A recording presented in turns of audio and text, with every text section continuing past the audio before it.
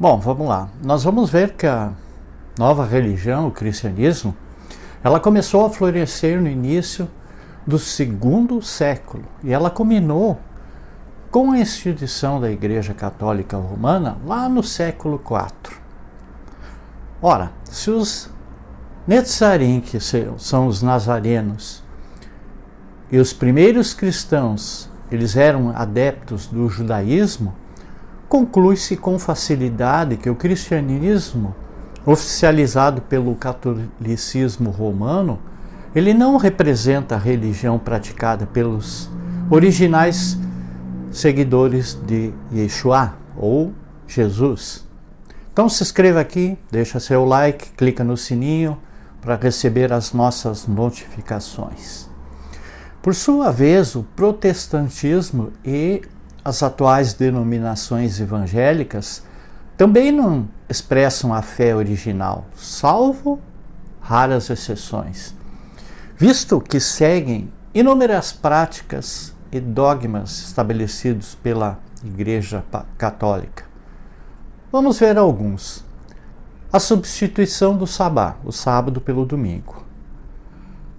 Abolição das festas bíblicas, substituindo-as pelas festas pagãs, ou seja, celebração da Páscoa em data coincidente com a Páscoa católica e não com a data determinada lá nas Escrituras. O Natal em 25 de dezembro, cuja origem está no paganismo, ressaltando que a Bíblia ela não indica o dia do nascimento de Jesus. A falsa ideia que a lei ou a Torá foi abolida. A teologia da substituição, que defendia a substituição de Israel pela Igreja nos planos do Eterno. Como asseverado linhas atrás que nós falamos, e os nazarenos ou do caminho eram praticantes do judaísmo e assim permaneceram, não mudando a fé original, ainda que vitimizados pela rebelião gentílica de Inácio ao criar uma nova religião que era o cristianismo. No século IV, estruturou-se o cristianismo como religião oficial por meio do catolicismo romano, ensejando perseguição a pessoas de outras crenças. Então algo totalmente contraditório ocorreu. Os cristãos que no passado eram amigos e liderados pelos nazarenos começaram a persegui-los e exterminá-los, isto é, pessoas que se diziam discípulos de Jesus, que eram os cristãos, condenavam e martirizavam os nazarenos, os primeiros seguidores do Messias. O irmão assassinando irmão em nome da nova religião. Então cumpriu-se a profecia de João, de que os falsos profetas, eles sairiam de dentro da própria comunidade de discípulos.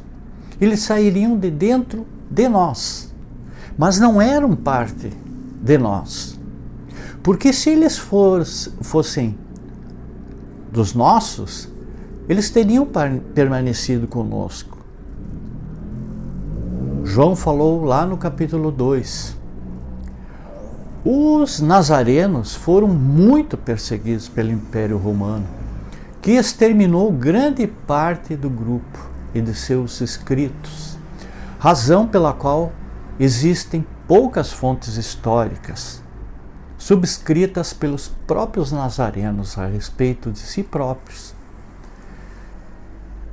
acentuando-se os escritos nazarenos, conhecidos incorretamente como Novo Testamento. Não obstante, além da descrição fiel dos nazarenos no Novo Testamento, há relatos históricos produzidos por seus inimigos, geralmente depreciando os discípulos de Jesus, De qualquer forma, tais registros históricos são importantes para se entender quem era e o que pensava e como agiam os nazarenos. Epifânio de Salamina, um dos pais da Igreja Católica, que viveu lá no século IV depois de Cristo, escreveu uma obra em que criticou os nazarenos. Para Epifânio, os nazarenos seriam hereges.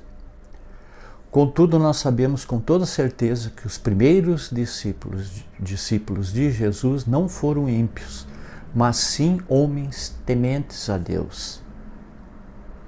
Vamos ver o que diz Epifânio. Nazarenos não diferem essencialmente dos outros, referindo-se aos judeus ortodoxos, pois eles praticam os mesmos costumes e as mesmas doutrinas prescritas pela lei judaica, que é a Torá. Com a diferença que os nazarenos, eles creram no Messias. Os nazarenos, que creem na ressurreição dos mortos e que o universo ele foi criado por Deus. Eles afirmam que Deus é um e que Jesus Cristo é o Messias, é o Filho. Os nazarenos, são bem versados na língua hebraica. Eles leem, referindo-se à lei de Moisés, eles são diferentes dos judeus e diferentes dos cristãos, apenas no seguinte: eles discordam dos judeus porque chegaram à fé no Messias, mas são distintos dos verdadeiros cristãos porque praticam os ritos judaicos da circuncisão, a guarda do sábado e de outras leis. Verifica-se no texto que Epifânio faz uma diferenciação entre os nazarenos e os cristãos. Todavia é importante lembrar que Epifânio foi um dos grandes protagonistas do estabelecimento das doutrinas da Igreja Católica Romana, lá no século IV. Assim, os cristãos, elogiados por Epifânio, eram aqueles que seguiam o catolicismo romano, e enquanto os nazarenos, os Netzarim, eram aqueles que se recusavam a aceitar a autoridade da Igreja Católica Gentílica. Interessante registrar que Epifânio considerava os nazarenos como hereges. Será que um pai da Igreja Católica ele tem autoridade para desmerecer os nazarenos, que eram os discípulos originais de Jesus?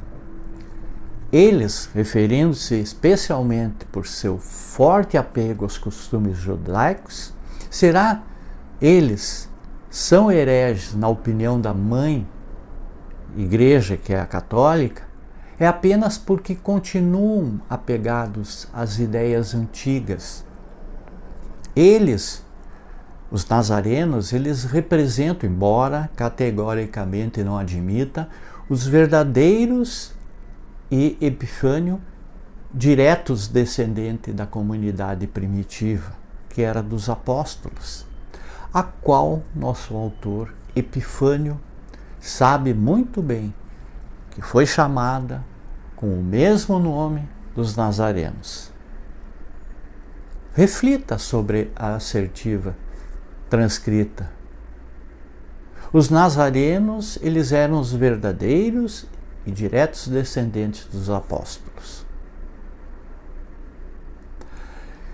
Nós vamos ver que os nazarenos representam a fé original dos primeiros discípulos de Jesus. Infere-se daí que os padrões hoje reinantes em quase todos os setores do cristianismo, eles são falsos. Primeiro, A substituição do sábado pelo domingo, sabá. Abolição das festas bíblicas. A instituição de festas pagãs, como Natal, Ano Novo, etc. A concepção que a lei, a Torá, foi abolida. O pensamento que a graça, ela substitui a lei. A propagação de que a igreja substitui Israel nos planos de Deus. Vale repetir, os nazarenos não fundaram o cristianismo, visto que Jesus não veio criar uma nova religião. Não pensem que eles pertenceram a uma nova religião. Eles eram judeus. E a única diferença que os separavam do restante é que eles acreditavam que o Messias havia chegado, enquanto os demais judeus, eles ainda aguardavam a vinda do Messias. Assim, se os nazarenos não instituíram uma nova religião, conclui-se que eles praticaram o judaísmo ensinado por Jesus, conhecido como a seita dos nazarenos, ou o caminho. Percebe-se que após a morte de Jesus, a liderança dos apóstolos, ela contou com a participação de Tiago, irmão do Messias. E outro elemento importante extraído da passagem que nós falamos diz respeito ao fato de que Tiago não bebeu vinho e nem passou navalha em sua cabeça desde o ventre de sua mãe. Ou seja, ele era nazareno. Consoante a descrição que está em Números, deduz-se então que a Torá, que é a lei, era praticada pelos discípulos, mesmo após a morte do Messias, uma vez que o voto de Nazireu, o nazareno, é uma instituição da Torá. Tiago nunca desfez o voto enquanto viveu. E ao ouvir o relato, eles louvavam Elohim, mas também disseram: veja, irmãos, quantas dezenas de milhares de crentes há entre os habitantes de Judá.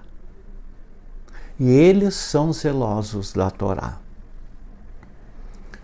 E Gésipo, que relata a morte de Tiago, irmão de Jesus, falou que em Peshá, que é Páscoa, estavam reunidos muitos judeus e gentios no templo. Então alguns escribas e fariseus puseram Tiago no alto do templo para convencer a população de que Jesus não era o Messias. Contudo, Tiago pregou com autoridade e ousadia, declarando que Jesus era o Messias, que há de voltar sobre as nuvens do céu. Nesta ocasião, muitos creram na mensagem de Tiago e começaram a louvar o filho de Davi. O que levou alguns escribas e fariseus a jogá-lo de cima do templo. Como Tiago não morreu com a queda, ele foi apedrejado. Mas ele, Tiago, virando-se, ajoelhou-se e disse: eu te peço, Senhor, Elohim, Pai, a mesma frase que Jesus disse na cruz: perdoe-os, porque não sabem o que fazem. E eles enterraram naquele lugar junto ao templo. E ainda hoje se conserva sua coluna naquele lugar, ao lado do templo. Tiago já era um testemunho veraz para judeus e para gregos de que Jesus é o Messias. Muita paz, muita luz, gratidão a todos.